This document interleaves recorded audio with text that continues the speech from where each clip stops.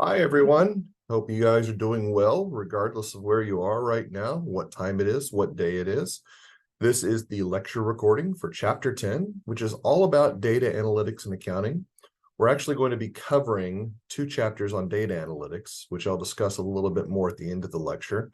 You can kind of tell I'm in my casual clothes. I'm actually recording this the Sunday before fall break. So I thought about putting on a dress shirt. I saw maybe you guys would get a chuckle out of seeing how I dress when I'm not at work.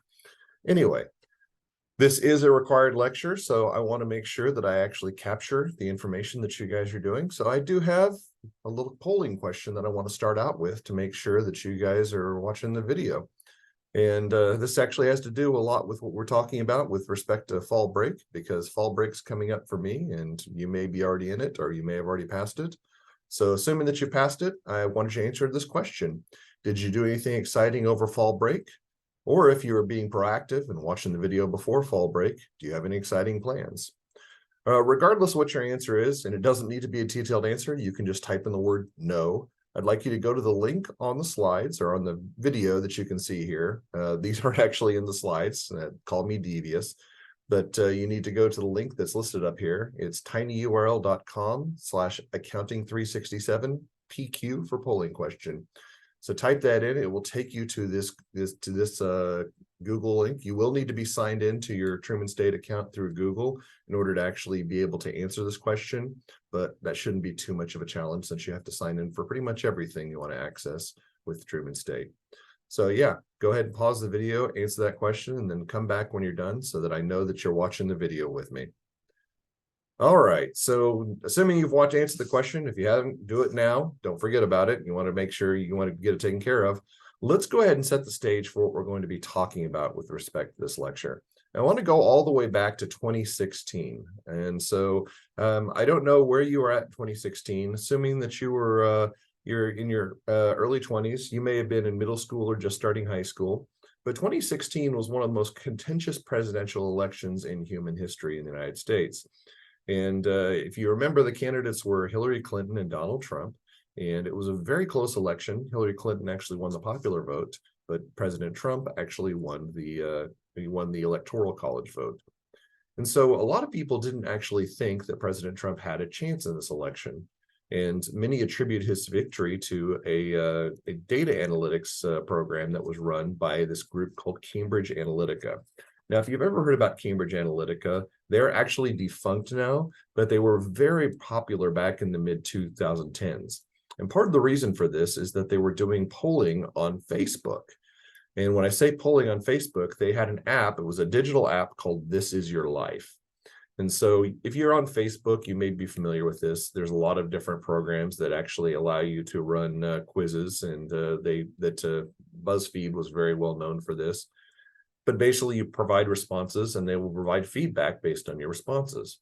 Well, a little known secret about this is that, or not a little known secret, a well-known secret about this is that these companies that do that, they're collecting your data for data mining purposes. And this is actually what Cambridge Analytica was doing. They collected the data for 270,000 Facebook users. Now, that doesn't seem like that much, but because of a contractual flaw in how they could collect data, they actually were allowed to collect data of not only the people who responded to Facebook, the Facebook quizzes, but also the friends of anybody who responded. So if you're on Facebook, you may have a few hundred friends on there. If one person in your friends list responded, then every single person in that friends list, you would be exposed, as well as every single person who was friends with that individual. So to extrapolate that, Cambridge Analytica actually got access to the personal information on Facebook of 87 million users. Now, obviously, there's some integrity and ethics issues with respect to this, and this is why one big reason why Cambridge Analytica is no longer in business is there were some very serious questions about privacy and the access to that data. But it was very highly attributed to Donald Trump's victory that they were actually able to find that information because they were able to find out personal and political philosophy and leanings of individuals on Facebook. And so they adjusted their marketing accordingly. It was very interesting. Again, I'm not really commenting on the ethics because that's a separate issue and definitely a really, really highly contentious one.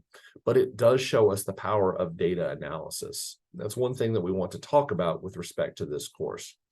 So to start off, we're going to talk about this concept called big data. All right. And obviously, when we talk about big data, we mean data. All right. I apologize. That joke was a really corny. It was probably too corny even by my standards. So what do we mean seriously? Seriously, I'm trying to be serious now. What do we mean by big data? The definition is that voluminous amounts of data are generated every day by people. And that's probably a pretty simplified definition, but that really is what there is to it. So the features of big data can be characterized by 5V. And if you've read the book already, if you're reading the book, you may have noticed that the book talks about 4V. Now, both are common and vernacular and used. I personally think 5V is more appropriate, as we'll talk about here in just a second. But the 5V that I want to talk about in this lecture is huge volume. There's a lot of information out there to be gathered. I shouldn't use the word information. I should use the word data because information is just transformed data. There's a lot of data that can be gathered out there. There's high velocity. It's moving at a very constant pace, and there's just constantly changing data that's going on within our world that can be captured. There's high variety, the form that it takes and the differences that we can see in data, the way that we can actually look at data. It takes different formats. Some of it we're very exposed to with structured data, talking about the words and numbers that we use in Excel and Microsoft Word, but also recordings like on YouTube. So videos like that, images, or even sounds, we can actually consider data as well, although we're not really in as much a good position to be able to process that type of data. Then we have low veracity, and veracity is just basically a fancy word for accuracy. So it doesn't really make sense to say 3 V's and an A or 4 V's and an A. So we're going to say veracity. Obviously, with respect to data, there's a lot of inaccuracies in the data that's transmitted. And you've probably heard the joke, the internet's always correct, which is obviously sarcasm. The internet has got a lot of inconsistencies and a real big lack of correctness in the data that's provided out there. So when we capture data through any external source, we should be aware that there's going to be significant inaccuracies in that data, and we need to respond accordingly. And then the one that's not covered in the book, but is very relevant, is high value. Data being captured can provide massive value to organizations. So how big can this value be? Well, let's go ahead and just talk about something that the book talks about. McKinsey Global Institute, which is a world information firm, they estimate that big data could generate up to $3 trillion in value per year in just a subset of industries impacted. All right. So 3 trillion in value in a year just from the data capturing and big data alone. And that's not all industries. That's just a subset of industries that are impacted by it. Now, for context, the GDP of all countries in the world is about $100 trillion annually. For 2023, it was actually 105 trillion. But we're looking at roughly 3% of global GDP could be affected by big data, which, as you can tell from the image of Chris Pratt, that's a pretty massive amount. That is a large, large number. So what are we going to do with this data? I'm going to answer that question, but I want to move on to a different type of question. This is polling question number 3. All right, before you panic, this isn't polling question number 3. This is actually only a second polling question, but let me explain. Truman students are very difficult to trick, and I'm sure that you guys probably thought that I'm going to add a polling question at the beginning to make sure that you watch the video. Some of you are going to think, all right, he probably added one at the end as well, which I did. That's actually polling question number 2. This is polling question number 3 that I'm sticking in the middle of the video to make sure people are actually watching it. Yeah, I know. That's really, really devious. Yeah, but I got to make sure that you guys are not just taking the shortcuts out. I got to make sure that you're keeping on top of things. So yeah, added a third polling question. So you can kind of see the same tiny URL. It's just we add a 3 at the end of the tiny URL. So it's accounting 367 PQ3. So true or false, this is actually only the second polling question. Obviously, that's a true statement. It doesn't matter if you answer the question correctly or not. As long as you answer the question, that's all I'm looking for. All right. So it's kind of odd that I'm gathering data on a lecture about data analytics, but there you have it. So let's talk a little bit about the concept of data analytics. All right. So order for organizations to be able to extract value from big data, we have to be able to transfer it to something of use and value. And that is what we consider to be information. We've already talked about this concept in the course. We talked about the idea that data is raw, organized detail, whereas information is some sort of organization that's assigned to that data, and there's going to be a lot that goes into that particular process. We consider that science to be data analytics, and data analytics, it can be widespread. We could talk about it from any number of perspectives. For our perspective, we want to actually talk about it from how we utilize it from a business and accounting standpoint. So we examine raw data, remove excess noise, and organize the data with the purpose of drawing conclusions for decision making. So let's just talk really quickly about what that means. Raw data, as I said, can take many different forms. So it's very, very challenging for us to identify information that we can glean value from just based on the data alone. When we talk about the idea of removing excess noise, that's saying that the data itself is not useful. But if we can transform it, if we can get rid of anything that's not relevant, then we can actually get some value out of it. So a silly example of this would be like looking at a coconut, all right? A coconut would be a piece of data. Now, does the coconut have the potential to be useful? Absolutely. But you have to note that only certain parts of the coconut can be used for value. You can use the milk inside the coconut. You can use the flesh of the coconut that can actually be eaten. But the husk itself doesn't really have any value, at least not for nutritional purposes. You can make arguments the husk could be used to, I don't know, for making fancy drinks. But yeah, that would be an example of the transformation we're talking about. We do have to eliminate anything that's not valuable for the process of transforming to information. Once we have that information, what conclusions can we determine from that detail? Excuse me. All right, so let's just talk about the processes that we can kind of summarize down to 2 steps. So yeah, data analytics is an exhaustive process. Talking to somebody who used to work in data analytics, I can tell you that there is a lot that goes on in this process, but we can generally categorize it in 2 steps. The first of these is going to be what we call extract, transform, and load, or shorthand ETL. ETL is the process of cleaning and preparing data for analysis. Now, this is an interesting point, because this seems like it should be the small part. Should be, all right, we transfer the data and then the information that's generated, that's where the real value comes from. And that's a true statement. But the data cleaning and preparing stage is actually an onerous task. It takes a lot of time. And data analytic professionals in this field estimate that they spend between 50 to 90% of their time in the ETL process, which I would say is probably a very consistent estimate. So for context, I'm actually having my students do an ETL process in my advanced AIS class. We're spending a full week talking about how to validate and clean the data. And then the second week is actually going to be the querying the data for information. So as you can tell, if we're spending a full week on the process of just preparing the data, that actually ties in with that idea of being at least 50%.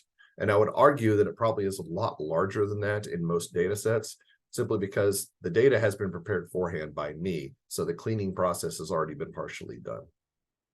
What is the second step, though? Well, the second step, as you can probably guess, is that it's going to be process and analyze. This is to dissect and study diverse business data to help organizations make sound and timely business decisions.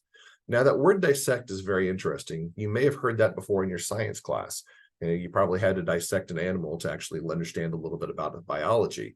This is not significantly different. When we dissect the data, we're trying to actually make determinations about what patterns exist and what we can learn from that detail.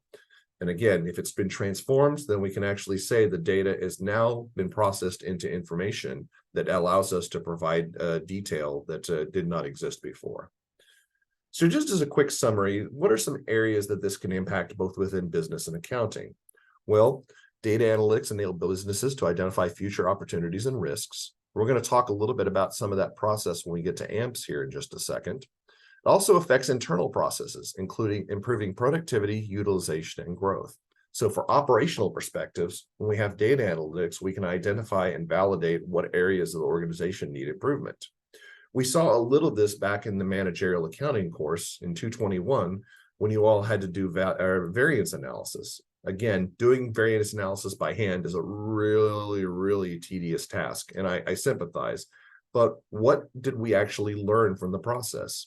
By doing that analysis, we were able to come up with conclusions about how the organization is performing and allows us to make improvements for the future.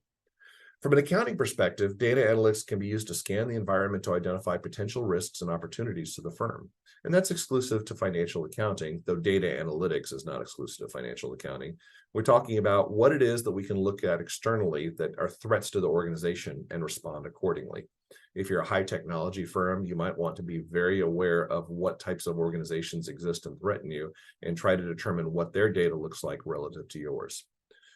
And then with respect to auditing, one of my personal favorites, it reduces the time that auditors can spend on gathering evidence to focus more on professional judgment and evaluating risks such as fraud.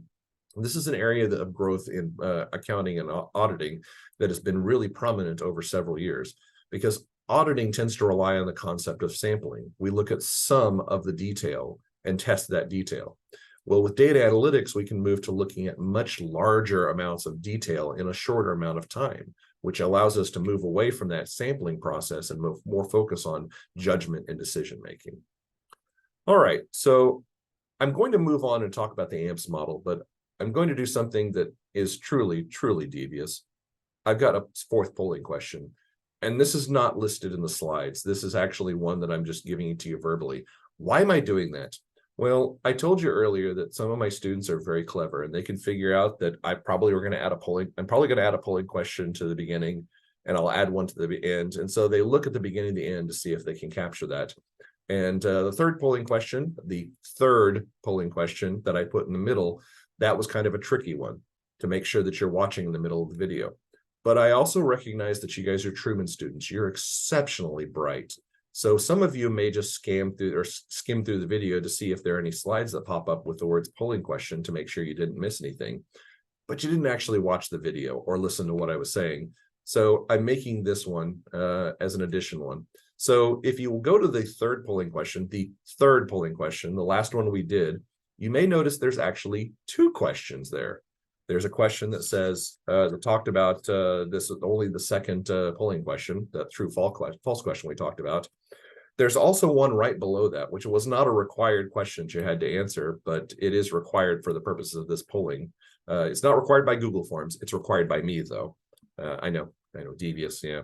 It says, how would you describe what I'm doing?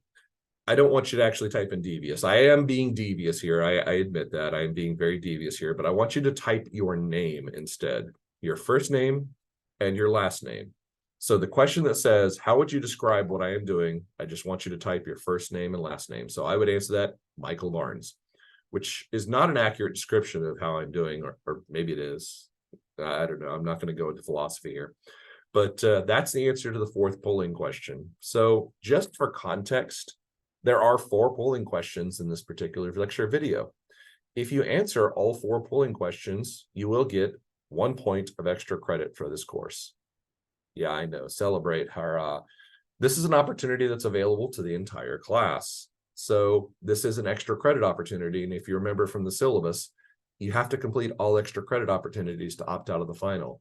Oh, now we're getting somewhere. So if you want to opt out of the final, you have to answer all 4 polling questions. Yeah.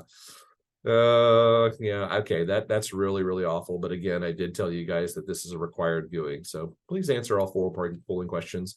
And as a statement for this, if you run into any problems, shoot me an email and let me know if you are not able to answer the questions. But yeah, you should be able to answer them just following those links that I provided. All right, back to our content. So we're going to talk about this model for data analysis called the AMPS model. And unfortunately, it's not the type of AMP that you're looking at in this picture right here. This is actually, it's a little bit different. This is this type of AMPS. Yeah, so a cyclical cycle that we actually run through. And it's pretty basic and straightforward. It's ask the question, master the data, perform the analysis, and share the story. I do want to go into a little bit more depth on this because there are some things that we need to know about this and some concepts that I think are very relevant and important. So the AMPS model starts with asking questions that can be addressed with data. So some very easy examples from a business perspective are, Which product is most profitable at stores in Missouri? Why are costs increasing in the West but decreasing in the East? Or what is the probability an audit client will go bankrupt or need to restate its financial statements? So some interesting business and accounting questions. These are questions that we want the data to be able to address. And if we have the right data that we can transform into useful information later on, we can actually answer these questions. The next step is going to be probably the most compelling one. This is going to be master the data. So it's identifying which data are suitable for answering our questions. The data and questions include data accessibility. Can we get the needed data to answer the questions posed? This is a particularly relevant one because there may be some questions that we want answers to, but we can't actually obtain the data to answer the questions effectively. The next is data reliability. This goes back to what we were talking about before with ETL. Is the data clean? Is the information provided, can we provide the information that we need? We can transform it to the information that we need based on the existence of that data. Now, this is a really, really important one because when we talk about clean data, data in its raw product may actually contain details that we don't want in our analysis. An interesting example is that if you're trying to actually do a numeric analysis looking at an amount field, if there are characters in the amount field that are not going to transform to numeric data, like say, for example, you've got $5 and then maybe there's a footnote, like in a letter A for a footnote, that will not actually be recognized as a numeric field. So in order to clean the data, we need to eliminate that extraneous detail. So the data cleaning process is identifying the data anomalies and eliminating them so that the data actually is available to be transformed into information. Related to that is data integrity. Is the data accurate, valid, and consistent over time? When we're talking about organizational data, there's generally a higher level of reliability and consistency. However, when we start talking about external sources, then we might run into some problems because there may be some of that, what we're talking about, variance and veracity issues that we talked about earlier on with respect to the 5 Vs.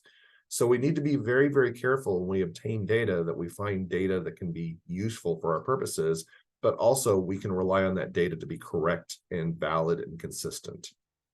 Finally, the data type. Is the data structured? Is the data internal? Are there privacy concerns with the data?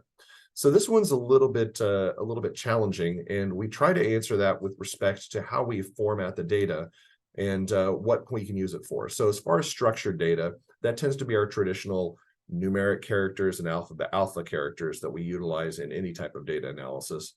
As far as internal, we want to note if this is something, it's information that's proprietary to an organization, or is this information that's publicly available? And then privacy concerns goes back to that question about Cambridge Analytica we talked about earlier. Is this data that we can use for our own purposes, or are we violating some sort of use when we utilize that data? So how do we actually master the data? Well, one question that we're going to have is how can we actually take data in one format and utilize it in a format that's useful for us? So I want you to consider the following issue. Consider that we have been doing a lot of analysis in Microsoft Excel. So I come to class one day and I give you an electronic document, but it's in PDF form. Is that going to be useful for you in the analysis that you need to do? And the answer is at a preliminary level, no. A PDF format is not really accessible through Excel format. Now, I'm not saying that we can't transform it through an onerous process, but it is transformable. But the original setup, we would rather have Excel-based data for our Excel analysis. This is where audit data standards come in. This actually provides criteria for data files and fields to support business processes and external audits. So if we're trying to analyze data through Excel basis, we want data that is importable into Excel. On the other hand, if our client or if our business is trying to provide information in a PDF format or a print report format, we may need another tool to perform the analysis since Excel will not be useful for that process. The next step is probably the most interesting one with respect to how we can utilize our data. That's performing the analysis.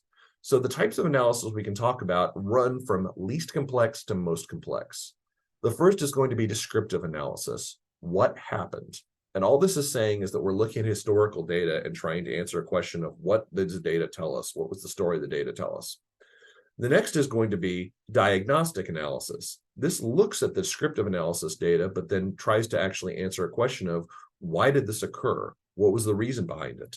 An easy example of what we've talked about in the past goes back to that variance analysis. We can look and see that there's an unfavorable variance, but can we answer the question of why did that unfavorable variance occur? Then we have predictive analysis. Based on historical data, can we predict what will happen in the future? This becomes a lot more valuable, but it's also a lot less reliable because we're dealing with uncertainty. And then finally, probably the most relevant but most variable and volatile is prescriptive analysis. What should we do based on what we will expect will happen? So I realize that that's not a really detailed description of that, but the good news is that you will actually get some compelling examples of this in your homework. We're also going to work through some Excel examples of these types of analysis, at least one of them. We may work through more if I think we have time to actually see how we perform various types of analysis on simple data sets. The fourth step is sharing the story. This is the final step to how to present the findings, but we're going to save this until we get to chapter 11. So this is to be continued. But I want to talk a little bit about how we share the story using different data analysis tools. The last thing I want to talk about in this lecture has to do with cost considerations. Now, with any business opportunity, there are going to be costs associated with the data analysis. The first of these is going to be personnel costs. You have to have employees with the skill to prepare and analyze the data. This is one area that's becoming a burgeoning area of business in recent years, simply because we're starting to see a very, very large disparity between the demand for people who can do these processes and the people with those skills. The good news is you're at Truman State, so your data analysis skills are actually going to be pretty strong, relatively speaking, to other people with business and accounting degrees. Next issue is going to be storage. Now, storage basically means that we have massive data requirements. So if we have that, it requires massive storage platforms. Now, up until the past couple of decades, this was basically going to be through mainframe computers and big systems that stored this data. This is still relatively true, but organizations do not necessarily need to hold the hardware themselves. There are actually companies now that specialize in this type of massive storage that you probably are familiar with. It's the concept of cloud computing. Cloud platforms are exclusively for the purpose of actually looking at the data analysis and answering these questions about answering the issue of how can we store large volumes of data without taking up space on our internal system. So the cloud platforms allow us to use a lower cost of storage because we can actually rely on external sources for data. It is a little bit slower because it's not immediately available, but definitely more convenient. Then you probably have some exposure to this already through Truman State with your Google Drive access and with Microsoft OneDrive. So these are very, very useful tools for organizations to be able to store this massive amount of data they want for their analysis. Then finally, we have the concept of processing. This is the cost of technology and processing power that are required to perform data analysis, and these can be enormous. An interesting example of this has to do with Bitcoin mining. Now, you probably are familiar somewhat with cryptocurrency, but some estimates say that Bitcoin and cryptocurrency mining takes up a significant percentage of all energy consumption in the world, simply because these are such powerful processes that organizations' computers are trying to do to perform these processes. Now, obviously, there's a lot of value there. If you actually mine a Bitcoin, if you can actually identify the Bitcoin and actually extract it and get the value from it, then you get a massive amount, because even though it's not as big as it was, say, 2 years ago, Bitcoin individually are still worth very significant amounts.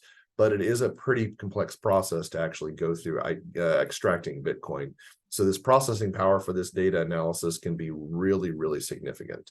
So that's going to be the cost of the utilities and the platforms associated with that, beyond just the storage expense that we talked about earlier.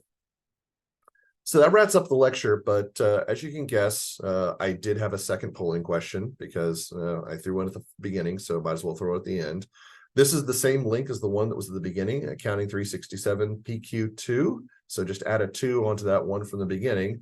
And just want to get your opinion of this lecture, okay? This is a multiple choice question. You have to answer one of these. So it was a sensational, it was fabulous, it was AIS, which I guess that's probably going to be the answer that most of you go with. Or you can even say I was a cruel man to try to trick you with a second polling question, which I get that, you know. It is a bit devious, yeah. So yeah, please answer that question as well. And yeah, that's all. I will see you guys in class on Wednesday.